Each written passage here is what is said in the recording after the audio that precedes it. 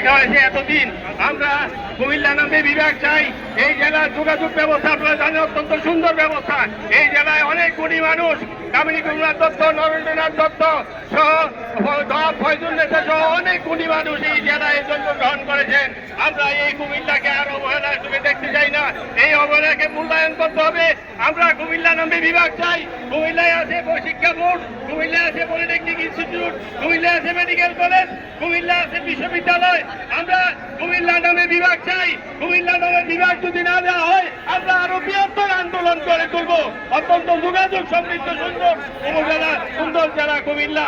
এই জেলাকে আর অবহেলা করতে দেওয়া হবে না। ধন্যবাদ সবাইকে।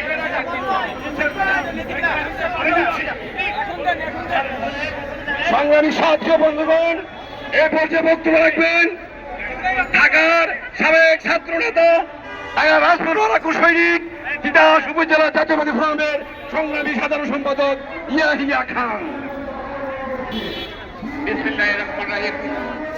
আজকে বাংলাদেশে এই কুমিল্লা বিভাগ বাস্তবায়নের দাবিতে আমরা রাজপথে নয়, এখানে যেন কুমিল্লা বিভাগ বাস্তবায়ন হবে সেই জন্য আমরা যেন ইনশাআল্লাহ প্রস্তুত।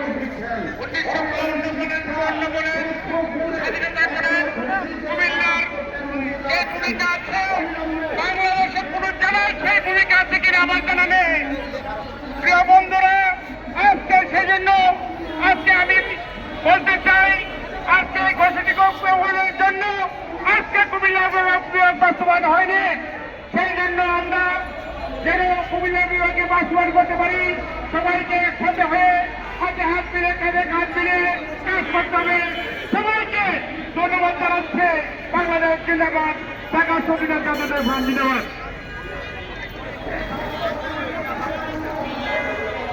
এ পর্যায়ে বক্তব্য দেওয়ার জন্য অনুরোধ করছি